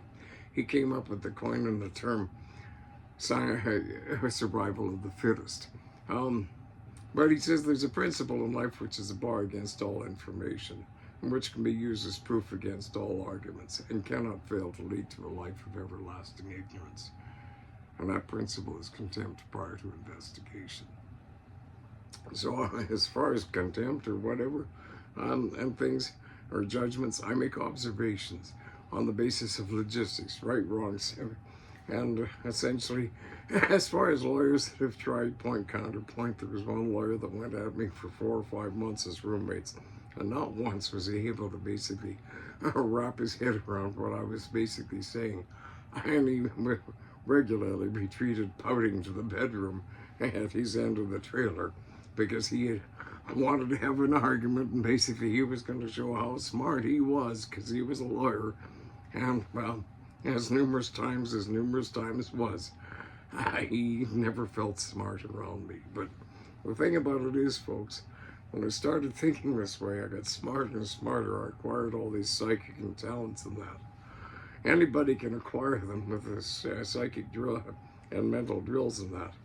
But like I say, my IQ was kicking around 102 then, and several years later, and a few years ago, these IQ tests started showing up when I was surfing YouTube and stuff like that. And regularly, I'd get 100% on them. And if you did 100%, it was around 160. But I found out it was by time allotment as well. So I just screamed through one day, and it came out at 194. But I'm a visual mathematician and a complex intellectual. Only one of us in 500 are that. 1 percentile as far as IQ, 1 percentile as far as INFJ, 1 percentile as far as, what else was it? I can't remember, but essentially you multiply it all out, I'm about 1 in 350 billion, which might be a relief because not everybody meets somebody like that around. But the thing is, folks, I've had quite the life. I'm coming out of the closet and things that, but as far as the second coming of Christ, my opinion of the second coming of Christ is the collective uplifting of the mentality of mankind to basically get back to love is all we need, not lust, love. Basically, courtship and respect rules between boys and girls, girls and boys. And as far as those that are often their little small percentage diversion, well, that's fine. But in the meantime, for the majority, stick with what makes sense over centuries and genetics and evolution that makes men and women perfect to function and interact and be together, as long as the basic understanding and Christian ground rules are in place. So I live as a celibate, heterosexual Christian male, or a gentleman. And as far as intimacy before mental, spiritual commitment. True love only comes spiritually. If the true love is not established spiritually before intimacy, it gets confused and it can never be. So I'm not going to basically shortchange myself or be rude to a woman by wanting, commitment prior to spiritually being there. Because let's face it, in terms of sanctity of soul, compromise, and sin and that, and you're saying to a woman, oh, come on, baby, trust me, and let's do it, and we're not married, and oh, well, but the thing is, you wanted to trust you, but nonetheless, you're engaging in a sinful act. You're compromising her Christian dignity, the dignity and sanctity of her soul, and at some level, she registers right then and there. He wants me to trust him, but he can't be trusted. So as a result of that, a lot of people get the feather and they fall in love because they're in love with basically making love to each other. And at that point, the novelty of that wears off and the kids are there and that, and next thing in their broken homes. So I hold to the old ways in a lot of ways, because you look at the old ways back when the congregation was strong, less drugs, less strife, less crime, less violence, all those things that say that this tuning in and turning on is over-liberalization. Pendulums can swing too far one way or the other, and right now, pardon the potty aspect of this bit of humor, pendulums swinging all over the place in too many cases. So, but let's leave it at that, folks. But as far as coming out of the closet and that, I am telepathic. I have done some things. But as well as that, right now, if this is a fundraiser, folks, I have basically in the background with some scientists and academics, I got myself in a real jam because they're trying to suppress, oh God, he's proving himself competent again. This is terrible. What are we going to do now? So I'm stymied. They chased me out of my farmyard in a car chase in the middle of the night, whoever it was. Reported that to the police, no response. And, there was violations as far as first option agreements on properties. So I'm living in somebody's fifth wheel right now at the kindness of a farm family.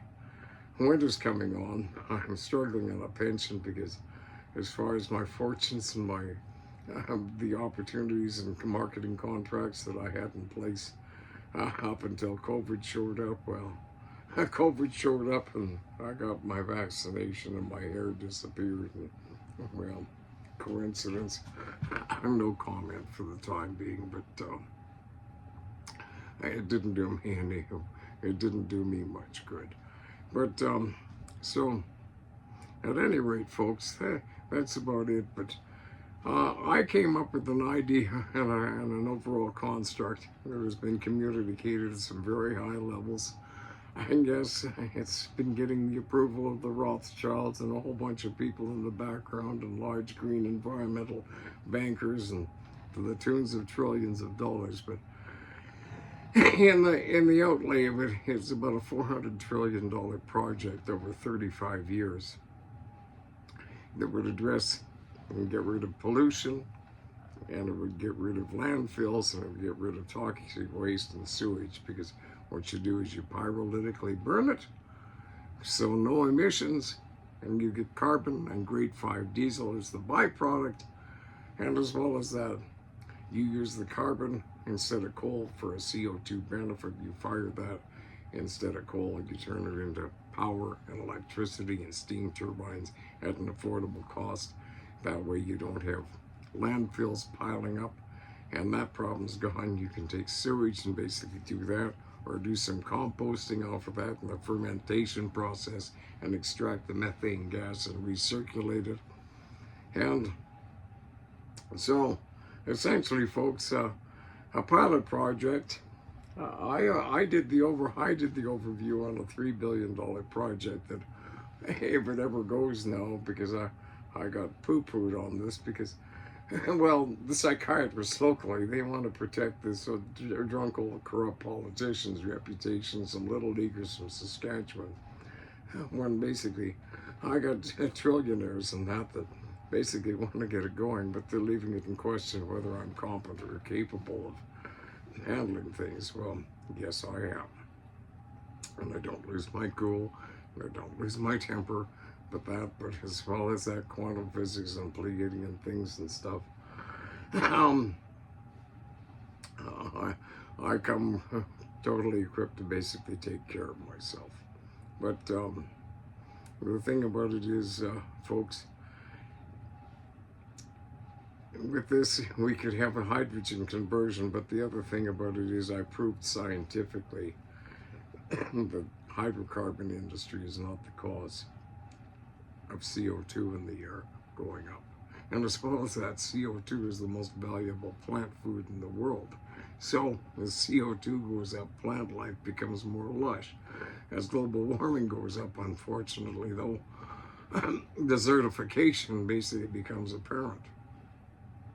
So it's a struggle, but the thing about it is, it's a known that if all the landfill refuse in Canada, present day, if it was getting incinerated, turned into carbon, turned back into energy, and that recycled, our release to atmosphere as far as a temperature window would be dropped by 2 degrees. That would be a decades-old target. And it's not CO2, the rise in CO2 is a reaction to what is causing global warming. It's not hydrocarbons. A simple proof of that, a friend of mine, chief staff geologist, one of the major oil companies, says, look at this, Lynn. 2 major volcanoes over the last 60 years. They both released more CO2 than all the hydrocarbon industry since the start of time. He says there was no blip or anomaly as far as, so that's right. So it's not that, but the thing is, if we turned all this, then we could have the power and the electricity, because right now, that electric car model is nuts. We don't have supply and demand as far as as precious metals for batteries. And the thing about it is, by the time you develop the car to put the car on the road, save the CO2 against the electricity, against the new electricity facilities have to be built using hydrocarbons and that, and against supply and demand for the magnets and that, and rare earth metals, they're running into a brick wall. It can't work. And the thing is, they're trying, and all it is global warming keeps going up. And why? Primarily is the global warming going up. Every 60,000 years, we go through a certain photon belt that increases the activity and the flux dynamics of the planet, the Schumann resonance. It's gone up over 5% in the last 3 decades. So more activity, more energy, temperature rises. And right now, there's a lot of people out there that really don't love me in big shot land as far as electric cars and electric and all these things that they're supposedly going to save the planet, and all they're doing is destroying it by making billionaires out of guys that are coming up with a bunch of nonsense and using corrupt tactics to pitch it to the deal to the public. It has to do with dark energy, just hell-bent on wanting to destroy the planet and cause chaos. When the truth of the matter is, with solfeggio frequencies and generation, you can essentially basically make the place nice. You can instill frequencies of kindness, thought, peace, benevolence out in the land, but right now it's running on a formula of a dopamine function and then a cortisol downer. And marketing and psychology basically proves that the more horrific the news is, the more people get fixated to get the dopamine fix, but then they basically fall off the deep end and get depressed with the cortisol reaction. So they got to get their fix the next day with more. So we're getting a bunch of crap news, and it's depressing the planet.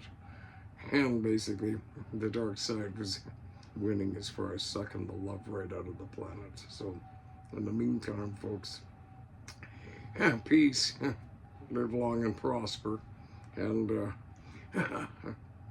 yes, and love. So, as I say, the second coming of Christ is the collective uplifting of people, not in a Christian regard, but did you realize the definition, what the real definition of Christ is? Christ does not refer to the human form. Christ, in an original reference, is the divine energy of God's love that is thread through the heart of all mankind and creation. And when it becomes less, when a person becomes less living and giving and kind and benevolent and that, and the scarcity comes on, people dry up. It's been proven that some people can live without food for a long period of time by generating love and regeneration. And so, I mean, I've done it a couple of times, gone close to a month without food and maybe only lost a couple of pounds because the manna from heaven or whatever. And however I do it, but yes, I'm a wizard. And the truth of the matter is I am a royal, and because of me wiping out the golden being and Isis and Ra and Horus and all that stuff and the things that said that had to be done, it's done, and I restored things and cleaned up stuff all over the universe with the Knight Templar and the Pleiadians, and I'm basically debugging wormholes, and oh, it's been quite the last since '97 when I got nailed by the.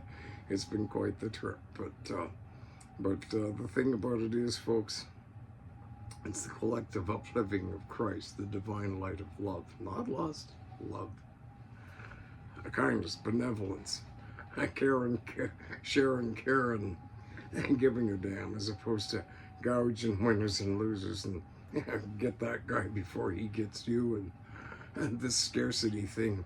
Like, I mean, our economic model and dynamic on this planet right now is inevitable that it's becoming what it is.